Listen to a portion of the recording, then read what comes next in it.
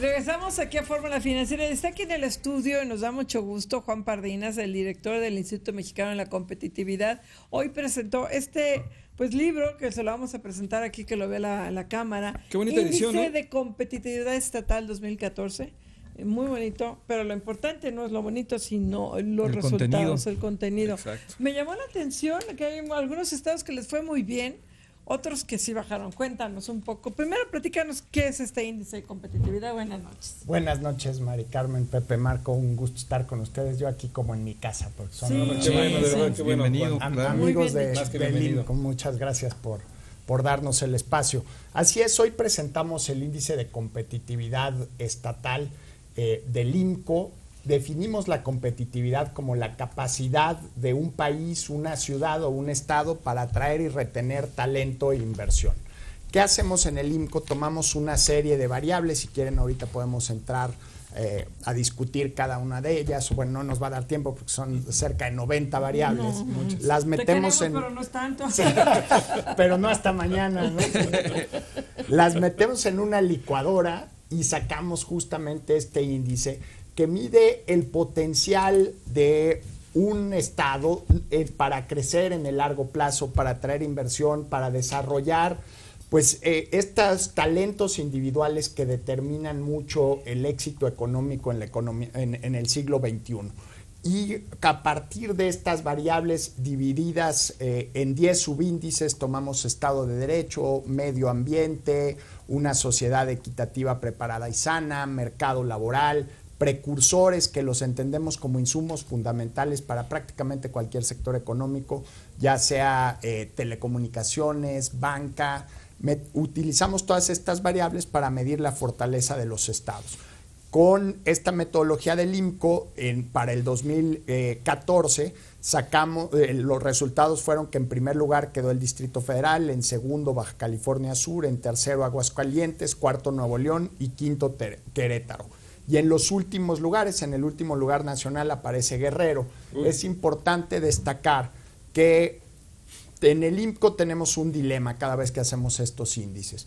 Podemos hacerlo con los datos más recientes, sería 2013, pero tendríamos que inferir cerca del 40% de las variables que utilizamos. Esto quiere decir que no tendríamos el dato oficial exacto, sino un cálculo aproximado a partir de nuestra metodología. En lugar de inferir la mayoría de los datos o una fracción importante, preferimos tomar datos del año inmediato anterior, donde sí tenemos más del 90% de las variables. Entonces estos son datos de 2012. Por lo tanto, cuando decimos que Guerrero aparece en el último lugar de competitividad, esto no tiene nada que ver con lo que ha sucedido en los últimos meses en el estado de Guerrero.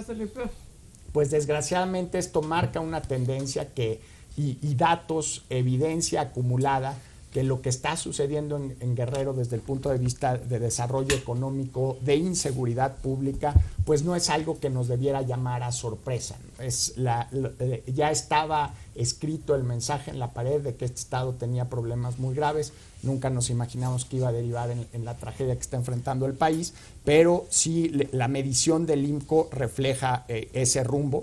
Guerrero en último lugar, en penúltimo Oaxaca, Chiapas, pues son ese cinturón de pobreza, de fragilidad institucional en nuestro país, y ya si quieren podemos ir discutiendo las demás posiciones dentro de la tabla. Claro que sí, yo te pediría exactamente en ese sentido, Juan, que nos platiques, porque hicieron no solamente este ranking, sino que lo diseccionaron y vieron quiénes tuvieron mayores avances o avances destacados contra quienes tuvieron retrocesos destacados. Cuéntanos ahí cómo fue el movimiento y por qué en cada una de las entidades. Así es, los estados que más se movieron fueron el Estado de México, que avanzó 5 posiciones, lo mismo que Quintana Roo, que avanzó también un número semejante de posiciones. Y aquí podemos desglosar cada una de las variables por las que explican el éxito de estos estados. El estado que más bajó, perdió 6 posiciones, fue Tamaulipas, y sobre todo por temas de Estado de Derecho, percepción de inseguridad, robo de vehículos, secuestro, fueron los que más afectaron a Tamaulipas. Y fíjate que valdría la pena aquí decir quiénes son los premiados, quiénes hicieron bien la tarea, ¿no, Juan? Porque siempre estábamos hablando de los que cayeron, en el caso de Guerrero, entonces nos decías Oaxaca, Chiapas, está bastante mal, y que cayeron, bueno, lamentablemente fue Tamaulipas, Nayarit y Sinaloa, pero los que hicieron bien la tarea son más competitivos, y cuéntanos por qué. Sí, aquí hay dos casos que a mí me parecen muy destacables, que son Querétaro y Aguascalientes, que son los estados ganadores del Tratado de Libre Comercio. Si hace 20 años nos hubiéramos imaginado qué estados iban a cambiar su destino de una manera más dramática a partir de la integración de los mercados comerciales de América del Norte, pues los sospechosos comunes hubieran sido los estados de la franja fronteriza, que evidentemente les ha ido muy bien a varios de ellos, algunos no, como el caso de Tamaulipas.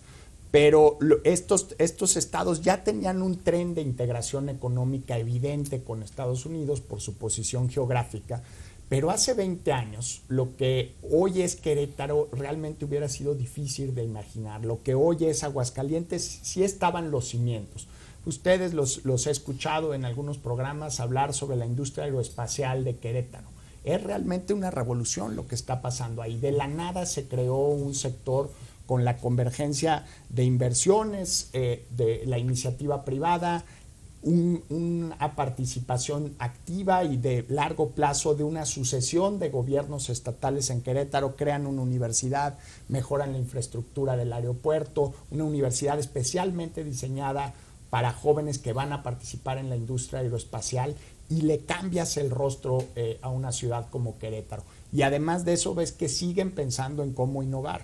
Junto con Monterrey y Ciudad de México, por ejemplo, Querétaro es una de las ciudades del país con más hospitales certificados internacionalmente. Entonces, si México nos ponemos las pilas y logramos volvernos un referente de turismo médico global, ayudarles a los países de la OSD a bajar sus costos de seguridad social, de tratamientos médicos, pues Querétaro se va a volver un referente. Tiene buena conexión internacional en el aeropuerto, seguridad y estos hospitales certificados. Entonces vemos una política y una visión de mediano y largo plazo para construir este contexto o ecosistema de competitividad, que no nada más son variables económicas, es cómo estás formando a tus jóvenes, qué acceso a tanta cobertura hay para preparatoria, qué carreras estás fomentando a nivel medio superior. Sí. Si todo esto es aplicable a Aguascalientes y a Querétaro, ¿qué pasa con Guanajuato? En Guanajuato hay un clúster automotriz en toda la zona del Bajío.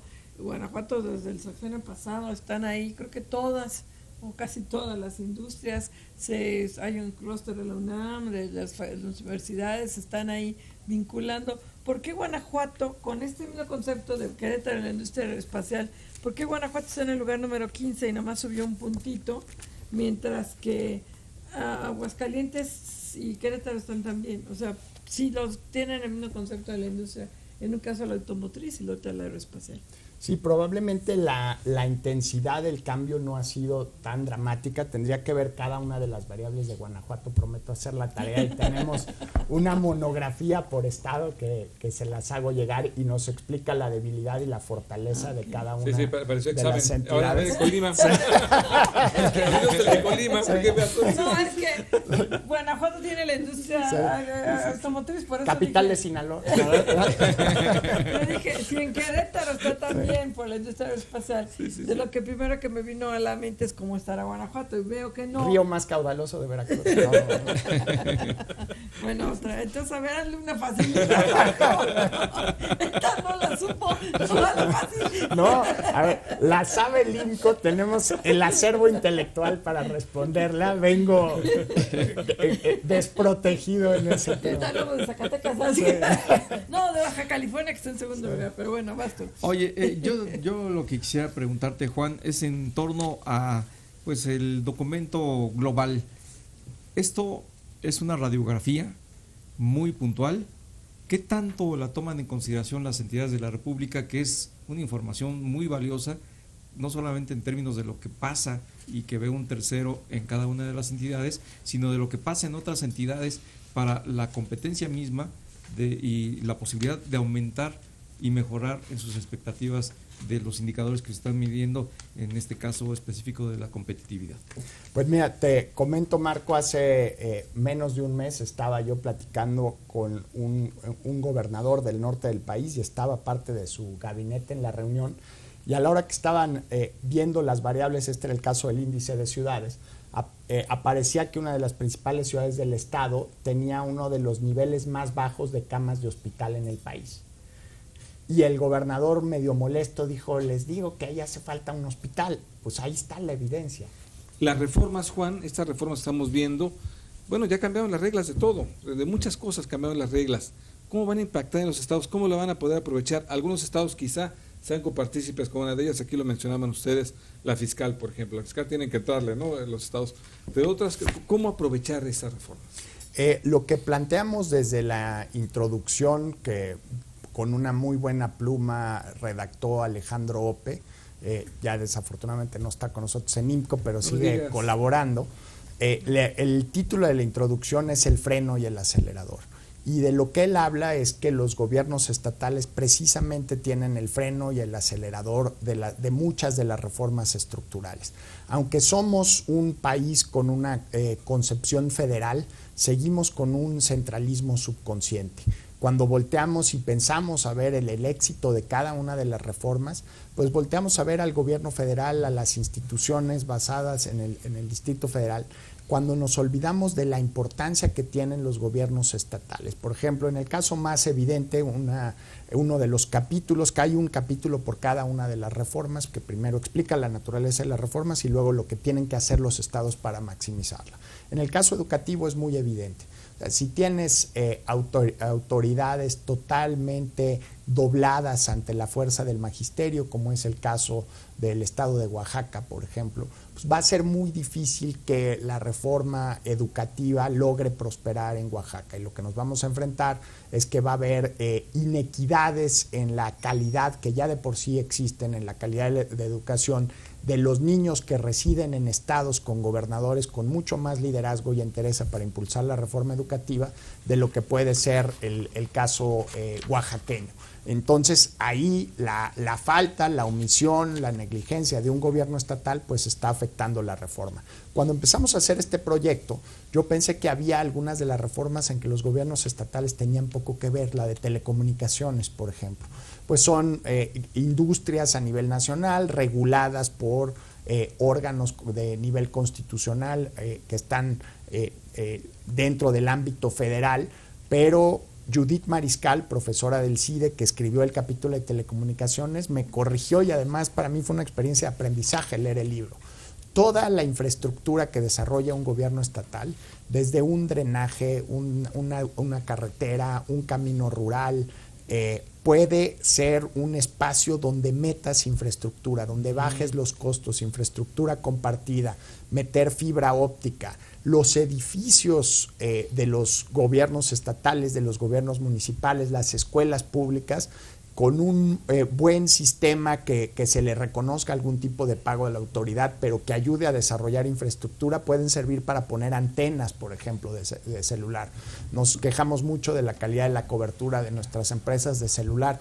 Una decisión así de gobiernos municipales y gobiernos estatales colaborando para fortalecer la infraestructura del desarrollo de antenas puede fortalecer el éxito de la reforma en telecomunicaciones. En energía tenemos casos, por ejemplo, la mayor inversión privada para desarrollo de energías renovables en el mundo ocurrió en Oaxaca hace unos años, en la Ventosa, con la eólica.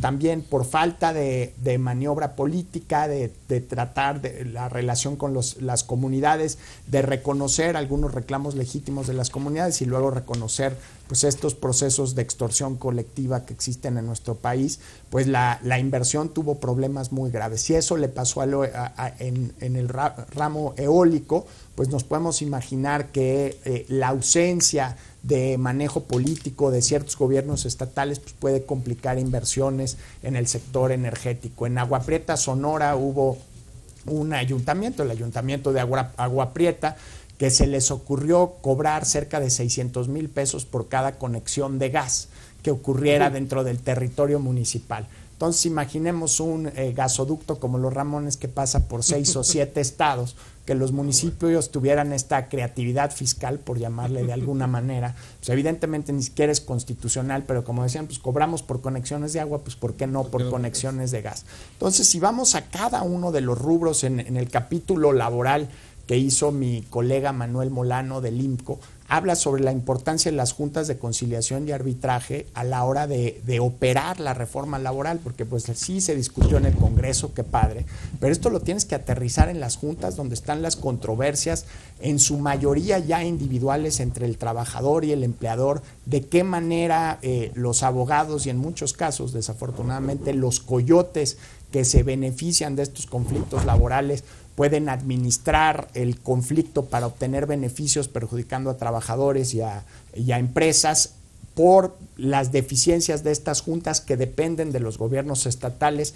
Prácticamente en cada una de las grandes reformas que se hicieron en México durante los últimos 2 años, los gobiernos estatales tienen algo que hacer para que estas reformas tengan éxito. Y eso es justamente de lo que se trata este libro. ¿Qué pueden hacer los estados para maximizar el potencial de grandeza de las reformas? Juan, Baja California Sur me llama la atención, bueno, porque está en el segundo lugar, pero además venía del lugar número 5.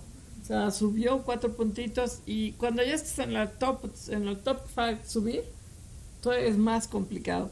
Y estamos hablando de un estado que es, bueno, fundamentalmente turístico. No sé cómo vaya a pasar con los DIL, qué impacto va a tener en la próxima medición, aunque ya Los Cabos van muy bien. ¿Qué es lo que hace que Baja California esté en segundo lugar? Además sabemos que el transporte es pésimo, la bronca con los taxistas y todo esto en Los Cabos. O sea, ¿por qué está en segundo lugar? Mira, ha aprovechado muy bien su fortaleza turística, ha traído turistas de alto nivel de ingreso, o sea, es un destino turístico caro, que eso se ha vuelto pues parte de su identidad y también parte de su fortaleza, pero no nada más se queda estrictamente en lo turístico. Si vemos por viviendas con internet, personas con acceso a telefonía celular, está en los niveles más altos del país.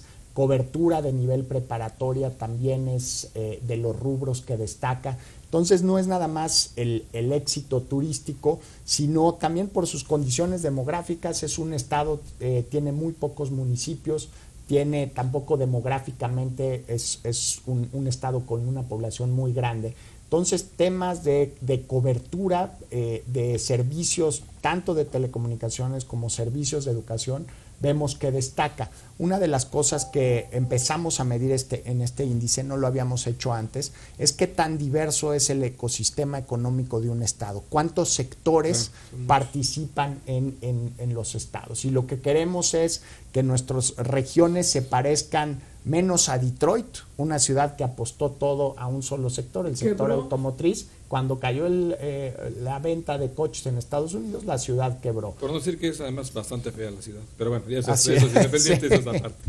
Sino con muchas dificultades. Lo que queremos son ecosistemas más diversos. Por razones evidentes, la entidad con más sectores es el Distrito Federal y el Estado de México. Campeche es el que menos diversidad sectorial tiene, pues yo tengo familia en Campeche y decían que pues si no era Pemex, la única fábrica era la fábrica de hielos, ¿no? La cerveza. Sí, muy, muy importante para sobrevivir en ese clima. Y lo que queremos es justamente que haya más sectores, menos Detroit, digamos, y más California, que a pesar de que es un estado que el gobierno ha tenido problemas, pero tiene una red de universidades muy importante, tiene la industria del espectáculo con Hollywood, pero también tiene el Valle del Silicio con empresas de tecnología, los vinos, el turismo, con Disneylandia. Bueno, agricultura ni se diga, agricultura tiene... Es probablemente de Estados Unidos la región más diversa. Ojalá y nos pareciéramos a eso, de tal manera acercarnos a eso, de que si hay un sector que no funciona tengas alternativas. Tampoco es de inventar sectores donde no los hay. O sea, me ha tocado platicar con gobernadores que me dicen, aquí vamos a poner el siguiente valle del Silicon Valley mexicano. Y dices, oiga, gobernador, pues ¿cuántos ingenieros se gradúan de sus universidades? No, pues no tenemos facultad de ingeniería. No, pues entonces hay que pensar en las vocaciones que cada estado puede tener. Los que son muy exitosos en turismo, por ejemplo, pues deberían empezar a desarrollar capacidades para el turismo médico, escuelas de enfermería, escuelas de medicina, pensar a ver qué gobernador se echa el trompo a la uña de tener la primera generación de egresados de preparatoria con capacidad bilingüe, que puedan hablar en inglés y en español. Los recursos hay, desgraciadamente no los hemos invertido de la mejor manera. ¿Cómo podemos potenciar las economías de cada una de nuestras regiones para tener un país más competitivo? Es bien importante, ¿no, Juan? Porque efectivamente todo el mundo pensamos, cuando se trata del crecimiento económico, de por qué no hace nada el gobierno federal, cuando se trata de una acción compartida entre los gobiernos estatales y regionales. ¿Cómo hacer para que esto sea más transversal y efectivamente lleguemos a ese esquema? Sí, cada estado fortalecer sus vocaciones, y si quieren invertir para detonar desarrollo, yo creo que la mejor inversión es capital humano. No toda inversión en infraestructura genera riqueza, como por ejemplo el caso tan controvertido de los trenes. A mí me parece que es los 50,000 millones de pesos que se van a utilizar del México-Querétaro se deberían utilizar para invertir en redes, pero en las redes neuronales de los jóvenes mexicanos. De qué manera darles las herramientas para poder destacar en el mercado laboral. Capital humano. Capital humano. Sí, y tener, de esa manera encontrar dónde son los mercados donde pueden tener éxito las regiones y invertir de manera estratégica los recursos limitados del Estado Pues Juan mexicano. Pardinas, director general Juan, del muchas IMCO, gracias. Instituto Mexicano para la Competitividad. Muchísimas gracias, un gustazo. El Va a seguir agradecido más soy seguido, yo. Juan. Vamos pues a un inviten. corte, no se vaya, estamos aquí en Fórmula Financiera.